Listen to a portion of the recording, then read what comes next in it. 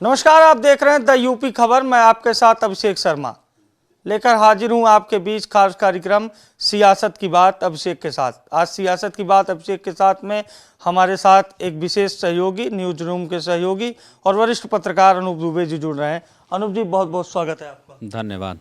आज तमाम सारी जो बड़ी खबरें हैं उसी पर होंगी सियासत की बात। सबसे बड़ी खबर इस वक्त की है, पूर्वांचल में प्रधानमंत्री का दौरा है और पश्चिमी यूपी में आरएलडी प्रमुख और सपा प्रमुख एक संयुक्त रैली को संबोधित कर रहे हैं। और दो अन्य बड़ी खबरें हैं। पूर्वांचल से एक खबर है कि तिवारी परिवार, गोरखपुर का हरशंकर तिवारी परिवार सपा में शामिल होने वाला है। और एक बड़ी खबर पश्चिम यानी गाजियाबाद से ही है, जहां वसीम रिजवी अब त्यागी जी बन गए। इन चारों बड़ी खबरों पर हम अनूप जी के साथ चर्चा करेंगे और आज आपको दिखाएंगे कि सियासत की बात अभिषेक के साथ में क्या है। सबसे पहले प्रधानमंत्री मोदी का पूर्वांचल दौरा, किस तरह से देखते हैं इसको?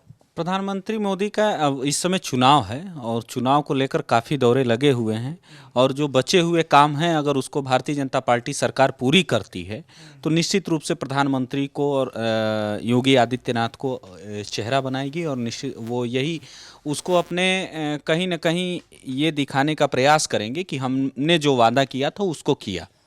मुख्यमंत्री को चेहरा बनाने की आप बात कर रहे हैं। केशव प्रसाद मौर्य की भी मुलाकात दिल्ली में हुई, अरविंद शर्मा की मुलाकात दिल्ली में हुई। क्या कहीं ना कहीं बीजेपी इस बात का मैसेज देना चाहती है पिछड़ों में, ब्राह्मणों में, कि सबका बराबर सम्मान है? क्या अगर मैसेज देने का प्रयास है तो आखिर ऐसी नौबत क्यों आई? ऐसा नहीं है। देखिए, ऐसा कि जब बड़े समर में कहीं ना कहीं ये बड़ा समर है, ये उत्तर प्रदेश से ही राजनीतिक जो रास्ता है उत्तर प्रदेश से होकर दिल्ली जाता है, तो भारतीय जनता पार्टी कोई भी चूक नहीं करना चाहेगी। केशव मौर्य को भी फेम में रखना चाहेगी। अब जो आप शर्मा जी की बात कर रहे हैं, शर्मा जी अभी आए हैं, चूँकि ये प्रशासनिक अनुभव उनके पास अच्छा खासा रहा इसलिए उनको उत्तर प्रदेश में भेजा गया। वो भी अपने तरीके से प्रधानमंत्री के खास कहे जाते हैं, तो अपने तौर तरीके से लखनऊ में लोगों ने उनको टेक ऑफ करना भी शुरू कर दिया है कि लोग उनके साथ जुड़ रहे हैं। देखिए, जिस उद्देश्य से उनको टेक ऑफ करना शुरू कर दिए हैं लोग, वो तो नहीं होना है। जो आप भी कहना चाहते हैं, जो आप बताना दर्शकों को चाहते हैं, वो नहीं होना है। हाँ, ये है सरकार अगर बनती है, क्योंकि ये नहीं कहा जा सकता कि फिर ये रिपीट हो रहे हैं, मगर अगर बनती है तो मान के चलिए कि कैबिनेट में आ सकते हैं। हाँ, अब चलते हैं दूसरे बड़ी खबर। होना तो इससे पहले ही बड़ी खबर होना चाहिए था, लेकिन पीएम का कार्यक्रम था तो हमने इस पे भी चर्चा करना सबसे जरूरी समझा। पश्चिमी उत्तर प्रदेश, जहां किसान आंदोलन के बाद हवा बदल गई है।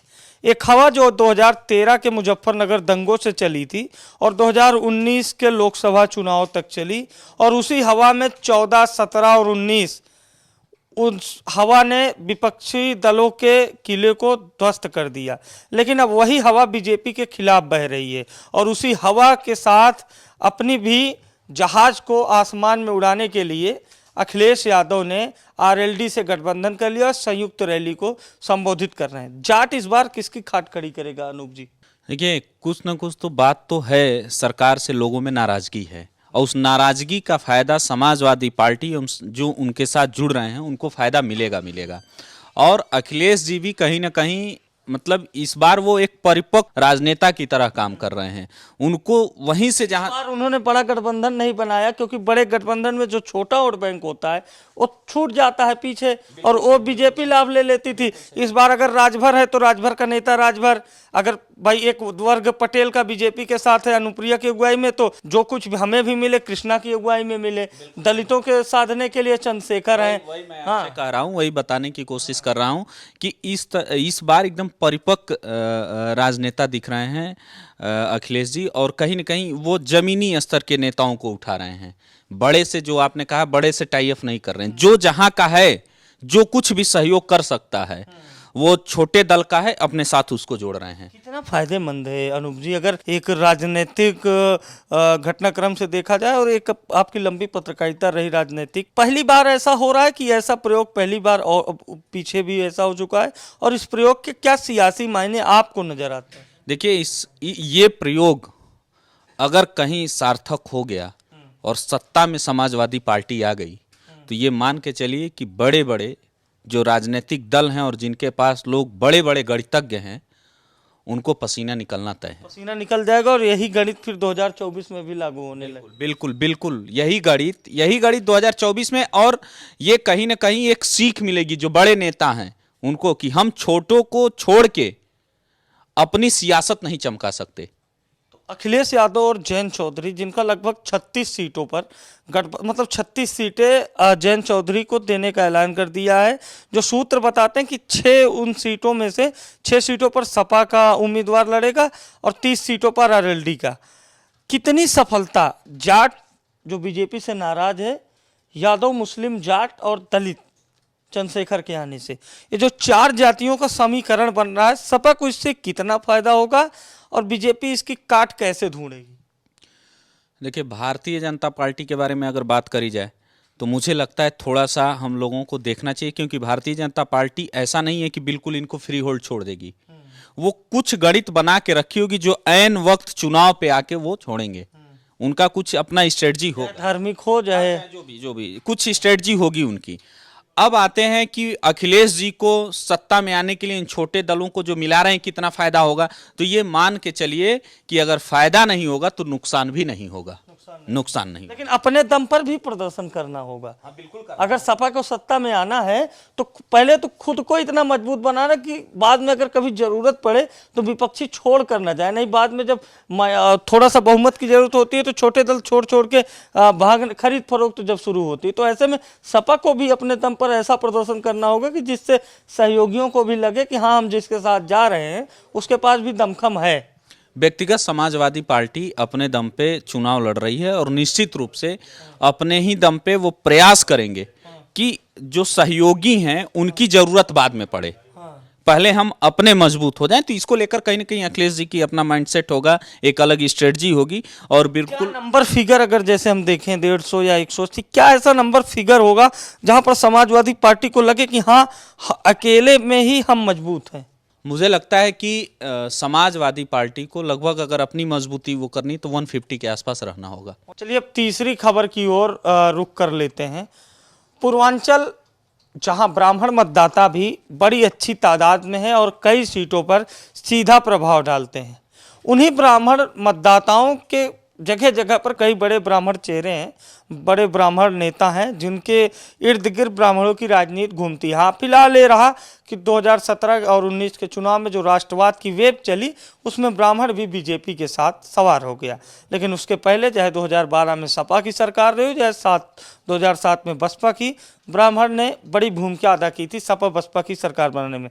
हरिशंकर तिवारी, उनके बेटे विनय शंकर तिवारी, उनके एक और बेटे जो संत कबीर नगर से 2 बार सांसद, उनके 2 रिश्तेदार, इन सभी को बसपा ने बाहर का रास्ता दिखा दिया, क्योंकि इन्होंने अभी हाल फिलहाल में अखिलेश यादव से मुलाकात की थी। तो निश्चित रूप से हरिशंकर तिवारी का परिवार सपा की साइकिल पर सवार हो जाएगा। कितना बड़ा फैक्टर अनूप जी, इसको आप देखिए, क्योंकि हम आप दोनों पूर्वांचल के रहने वाले हैं और पूर्वांचल में हरिशंकर तिवारी का जो क्रेज है वो किसी से छिपा नहीं। कितना फायदा समाजवादी पार्टी को? देखिए, पहले तो और लोगों को जान लेना चाहिए, हरिशंकर तिवारी जी मुलायम यादव जी के बड़े अच्छे दोस्तों में से रहे हैं और कहीं ना कहीं किसी कारणवश अलग अलग पार्टियों से वो लोग चुनाव लड़े, जीते, मगर आपको याद होगा कि हमेशा से वो मुलायम यादव जी के साथ रहे हैं। जब भी वो राजनीतिक पारी भी शुरू किए थे तो उस समय भी मुलायम जी का सहयोग था। अब बात करते हैं कितना फायदा मिलेगा, तो निश्चित रूप से वो पूर्वांचल के एक ब्राह्मण चेहरा हैं और समाजवादी पार्टी को फायदा तो बिल्कुल मिलना ही। जरूरत भी है सपा को ब्राह्मण नेताओं की, जरूरत है। अब जिस तरीके से, भाई ऐसा तो नहीं कहा जा सकता कि ब्राह्मण विहीन समाजवादी पार्टी है, ब्राह्मण है, लेकिन बड़े चेहरे की जरूरत। हाँ, कहा जा सकता है बहुत बड़े चेहरे की भी जरूरत है, मगर हाँ, पूर्वांचल के लिए हरिशंकर तिवारी का परिवार बहुत बड़ा चेहरा साबित होगा। और अगर वो समाजवादी पार्टी में आते हैं तो निश्चित रूप से समाजवादी पार्टी को भी फायदा मिलेगा और वहां से जो कुछ ब्राह्मण वोटर्स हैं वो समाजवादी की तरफ रुख कर जाएंगे। तो फिर अगर उनके समाजवादी के समीकरण में वो शामिल होते हैं, उनके वोट अगर समाजवादी में वोट में जुड़ते हैं तो निश्चित रूप से लाभ होने वाला है। बिल्कुल बिल्कुल 100% लाभ होने वाला है। चौथी बड़ी खबर पे आ जाते हैं। खबर तो कल की रही लेकिन कंट्रोवर्सी आज भी इस पे जारी है। वसीम रिजवी, शिया वक्फ बोर्ड के पूर्व अध्यक्ष और लगातार भाजपा सरकार जब से आई, खासकर उत्तर प्रदेश में हिंदुत्व का राग अलापने वाले, पहले उनके खिलाफ फतवा जारी हुआ, फिर उन्होंने गाजियाबाद के डासना मंदिर में यति नंद सरस्वती के अगुवाई में सनातन धर्म स्वीकार कर लिया। क्या ये सनातन धर्म, अनूप जी, उन्होंने चुनाव के मद्देनजर और व्यक्तिगत हित को साधने के लिए किया है, या फिर सनातन धर्म जो सीबीआई की जांच उनके इर्द गिर्द चल रही है इसलिए किया? इस पे आपसे जानेंगे। देखिए, समाज में जो लोग सक्रिय लोग हैं और हम लोग सक्रिय एक जर्नलिस्ट हैं, इनको बहुत गंभीरता से नहीं लेते हैं। कुछ लोग ऐसे हैं कि जो अपने स्वार्थ के लिए अपनी जाति, अपना सम्मान, हर चीज दांव पे लगा सकते हैं। ये उसी में के रिजवी हैं। आपको याद होगा, समाजवादी पार्टी की सरकार हुआ करती थी और मोहम्मद आजम खान साहब कैबिनेट मंत्री हुआ करते थे। उनके बगल में बैठ के हिंदुओं को गाली देने वाले यही थे। तो मुझे ये समझ में नहीं आता है कि रिजवी साहब, अब तो मैं रिजवी साहब उस हवा की पतंग की तरह हैं कि जिस ओर हवा उड़ेगी उस ओर हम भी उड़ेंगे। तो इनका समाज में तो कोई इफेक्ट है नहीं। मैं बता रहा हूं ना कि हम पत्रकार भी इनको गंभीरता से नहीं ले रहे हैं, क्योंकि ये कब कहां चले जाएंगे, कब क्या कह बोल देंगे, कब कैसे क्या बोल देंगे, इनका कोई भरोसा नहीं। तो वो गए हैं, उनका अपना विचार रेप जैसे गंभीर आरोप, दर्जन भर मुकदमे, सीबीआई की लटकती हुई तलवार, क्या यही वजह रही कि इनको इस्लाम से और सनातन में जाना पड़ा? क्या ये लोगों का समर्थन जुटाने आए हैं? इनको कहीं से भी अगर ये सोच के आए हैं सनातन धर्म में कि हमें लाभ मिलेगा, तो आप यह जान के आश्चर्य करेंगे कि लगभग ये 10वीं बार, 10 बार, तो अनूप जी अब ये भी उठने लगे हैं। मैं स्पष्ट बोल दे रहा हूं, 10 बार मुख्यमंत्री से मिलने की कोशिश किए, मुख्यमंत्री ने दरकिनार कर लिया। अपने आप को बचाने की कोशिश किया, डिबेट में बैठकर हिंदू तला, अपने आप को बचाने की कोशिश किए उत्तर प्रदेश के मुख्यमंत्री योगी आदित्यनाथ जी कि नहीं मिलना है। अब नहीं मिलना, उसमें सियासी फायदा था कि कहीं रिजवी से वो बचना चाहते थे, क्या था, मगर मुख्यमंत्री नहीं मिले। लेकिन एक सवाल बड़ा सोशल मीडिया पर ट्रेंड कर रहा है अनूप जी, आखिर कैसे किसी को त्यागी, शर्मा या दुबे, पांडे बना दिया? क्या कोई है कि मतलब आप सनातन धर्म ज्वाइन किए तो आपको सीधा इस्लाम से ब्राह्मण बना दी गया? इस पे बड़ा सवाल उठ रहा है अनूप जी।